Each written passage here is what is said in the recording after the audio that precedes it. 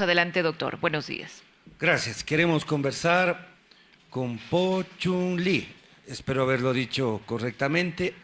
Es docente del IAM y es con quien en este momento vamos a conversar. Es experto en economía, más de 30 trabajos publicados, 16 años de experiencia como docente y sobre todo 300 entrevistas o participaciones en diferentes medios de comunicación. Eh, un saludo. Si usted me ayuda, ¿le puedo llamar Po?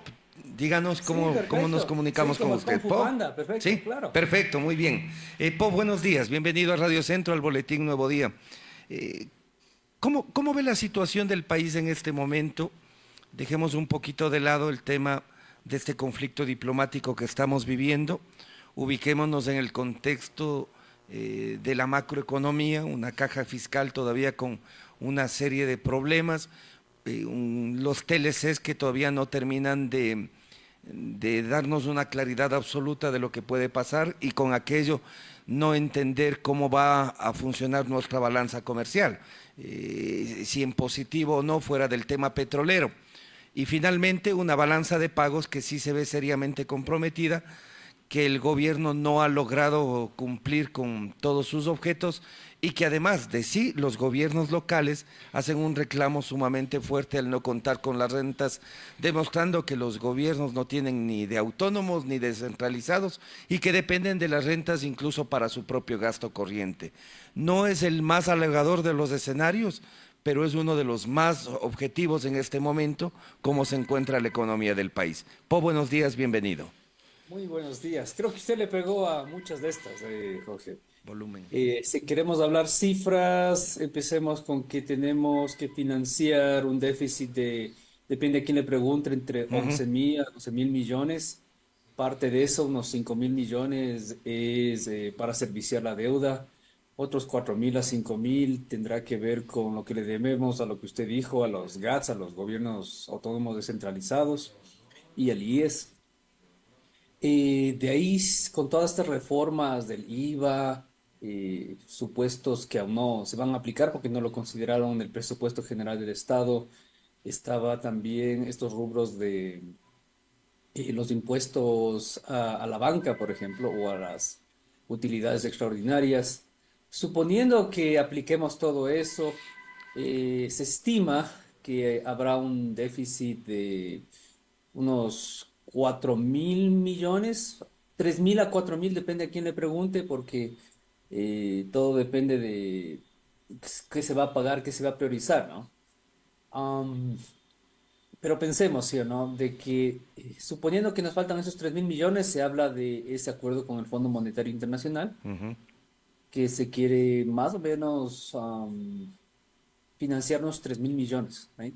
Y aún así estamos diciendo que falta entre 1.000 a 1.500 millones y esto lo único que nos queda es rezar que el precio del petróleo esté alto. Claro, Y esto está sucediendo, ¿no? Porque tenemos, creo que por referencia últimamente, un petróleo de $80 el barril. correcto. Po, visto ese contexto, buscando ser objetivos más que pesimistas en el contexto, ¿no? La preocupación mayor debe ser de mediano plazo en función de, primero, el costo real de la deuda en el presupuesto general del Estado. Y hay que pensarlo también en función de ese presupuesto con un costo acumulado de deuda.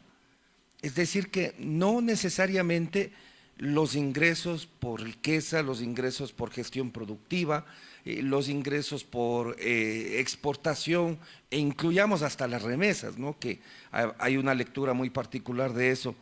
No son los rubros que se posicionan en función de ir cubriendo los déficits que vamos teniendo de manera progresiva, sino todo lo contrario. Vemos solo gestión en multilaterales, bajo determinadas condicionantes, donde el costo de la deuda sigue creciendo y en algún momento ya se llegó a hablar que incluso superamos lo que legalmente la ley nos permite y hemos superado más de los 50.000 millones de dólares, que visto al 2019 tendríamos una consideración antes de pandemia y de la crisis económica que nuestro Producto Interno Bruto estaba sobre los 100.000 millones de dólares. Por lo tanto, ya teníamos la mitad del Producto Interno Bruto del país comprometido en deuda. Luego de la pandemia vemos que las cifras y el crecimiento económico no llegan ni al 1 ni supera el 2%. Por lo tanto, ¿cómo podemos verle, ya lo vemos en el corto, cómo podemos verle a la economía del país en el mediano plazo? Claro, Jorge, mire, hay que pensarlo también, que lo que usted está mencionando, sí, tenemos un problema estructural de finanzas tal vez no sostenibles, pero también entra en debate de cuánto debemos endeudar. O sea, si quiere hablar de países como Japón, está 250% del PIB endeudado, Ujú. del PIB de Japón, que es trillones de dólares. Em, entonces, no necesariamente, y no hay ningún estudio que lo confirme, ¿ah? En la economía siempre han debatido esto de hasta cuánto podemos endeudarnos para no crecer nunca más, porque esa es la gran pregunta. Y realmente no hay una respuesta, ¿sí? No hay una respuesta porque cada país es diferente, depende del contexto. Y por eso hacemos tres preguntas cuando hablamos de deuda externa. Una es, ¿para qué se endeudó? La otra es, ¿cuándo se endeudó? Y la última es quién tiene su deuda. O sea, y esta es la primera está bien endeudarse si usted entra en una crisis económica, tiene que reconstruir país, hubo un terremoto, o sea, ¿no? Para eso está bien. Cuando también es importante en el sentido de, ¿o está haciéndolo para financiar corriente o lo está haciendo para proyectos de infraestructura básica que Ujú. necesita el país?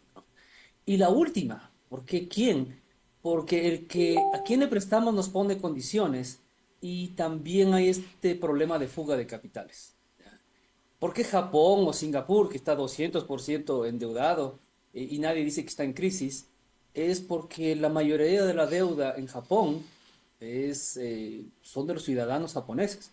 Ellos creen mucho en su país y ven que esos impuestos ayudan a su bienestar social y por eso no tienen problemas en comprar bonos del Estado. Imagínense que sus ahorros, nosotros como Claro. ciudadanos haríamos eso para Ecuador y tenemos un buen bienestar social. Entonces, por eso los contextos es importante, ¿no? En el caso del Ecuador, y ahí sí hay que decirlo, tenemos, por ejemplo, ciertos subsidios regresivos como el de los combustibles. Esto es un problema que hay que tratar en algún momento porque nos cuesta entre 3.000 a 4.000 millones de dólares para subsidiar a los que más tienen generalmente. Es de clase media para arriba, realmente compra gasolina, el pobre no compra gasolina. En cambio, el subsidio al gas sí es progresivo porque se afecta al más pobre. Entonces, eso hay que considerar mantenerlo.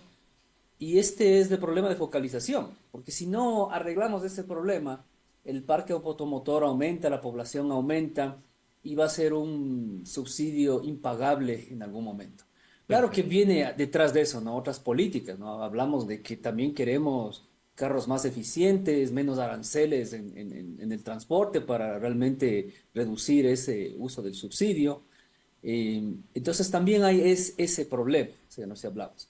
Y 3.000, 4.000 millones de dólares es una maravilla si usted quiere ponerle a educación o a salud, La ¿no? salud. Puede usted construir en teoría 3.000 escuelas del milenio o haga 1.000 y mantenga otras 1.000, pero hay que realmente optimizar esos recursos. Perfecto.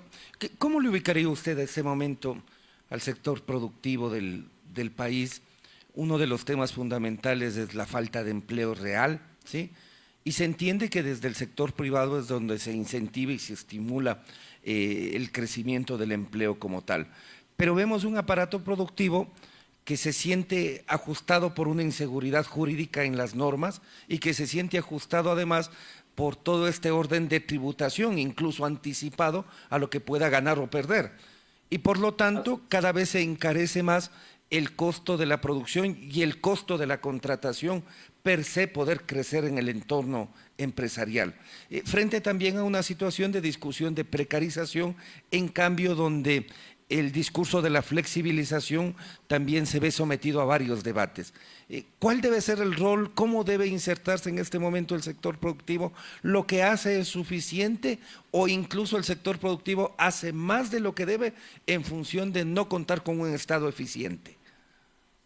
Mire, el sector productivo Hay que tomar dos caminos, ¿no? Una tiene que ver con esa seguridad jurídica, porque aquí el sector privado hay que entender que se Perfecto. sienten que cuando ya les va bien les caen como un impuesto, ¿ya? Y eso no es juego limpio, ¿no? Queremos juego limpio de aquí a los próximos 25 años. También queremos un sector productivo que trabaje con el gobierno, o el gobierno trabaje para el sector productivo, en el sentido de que tenemos que tener una estrategia de cambio productivo, ¿no? De la matriz productiva, o una transformación productiva, para ya no ser ese país primario exportador. Ese ha sido siempre nuestro problema, que lo que nosotros exportamos no tiene mucho valor y no podemos ponerle el precio. Si tenemos una política de industrialización, si quieres llamarle, pero mejor es transformación productiva, porque no es necesariamente industrialización, eh, podemos llegar en 20, 25 años a dar mayor valor a lo que tenemos. No estamos hablando de que si usted tiene mucho banano, piense en hacerle papillas, piense en hacerle harina, piense hacerle licor, darle más valor. En el caso de si tenemos mucho sol, turismo, ¿no? Pero turismo tiene de base que necesitamos primero esa seguridad que no Así es. tenemos hoy en día. Segundo es mejorar los servicios, porque la gente le gusta ir a visitar lugares donde la gente también es culta. Entonces implica también clases de inglés, implica un poquito más de capacitación en hospitalidad y ciertos estándares en los servicios que queremos ofrecer. Entonces, pero eso es un proceso que toma a mediano plazo, estamos hablando de 25 años, que bueno, depende a quién le pregunte, ¿no? Usted chinito, Ujú. 25 años es corto, pero para Latinoamérica 5 años es demasiado largo. Eh, entonces, hay que pensar en cómo institucionalizar esta política productiva del país. Y eso es, como les decía, ¿no? Primero, juego limpio y segundo, todas las potencialidades que tiene el país, tratar de darle mayor valor a eso. Perfecto. Voy a cerrar el diálogo por efectos de tiempo, Po, y sí quiero preguntarle cómo estamos en el tema de maestrías con el IAEN. Es una oportunidad siempre inmensa e importante. Quienes estamos vinculados a la función pública sabemos la importancia de irnos especializando, formando cada vez mejor en una complejidad que es bastante seria la función pública como tal. ¿Cómo van en oferta de maestrías, de espacios para la formación de la función pública? Excelente, realmente somos la universidad de la función pública, ¿no? Y claro, ¿no? También somos el tanque de pensamiento para la función pública. Las investigaciones que tenemos son, creo que las cuarta más citada del país, para ser una institución relativamente pequeña, ¿no? Porque estamos compitiendo como contra la SPO, la Politécnica Nacional, que son mucho más grandes. Entonces, nuestra influencia en la investigación es muy atractiva también. La oferta que tenemos también funciona alrededor de los funcionarios públicos, ¿no? Realmente nuestras clases son en la noche y los fines de semana. Todo es online ahorita. Tenemos también una modalidad híbrida de ciertos programas. También ofrecemos becas a los que no tienen. También estamos ofreciendo pronto pago un 20% de descuento que ayudaría mucho, ¿no? Si usted va a pagar con tarjeta, porque ahí está básicamente los intereses. Y tenemos más o menos 18 maestrías disponibles en varias escuelas, por eso les invitamos a que revisen nuestra página web, yaen.edu.es. Y créalo o no, tenemos, creo, el mejor personal. Si usted también ve en opinión pública, en los mejores programas de televisión, siempre cada 2, 3 semanas hay uno de nuestros profesores, siempre mostrando sus investigaciones o dando su opinión, ¿no? Formando opinión también en todo lo que tiene que ver con el sector público. Perfecto, muy bien. Queremos agradecerle a Po Chung Lee, docente del IAEN. Gracias la gentileza. Habrá oportunidad Gracias, de siempre un gusto ampliar el diálogo. acompañarles. Un saludo a la audiencia. Muy gentil. Hasta otra oportunidad. Abrazo.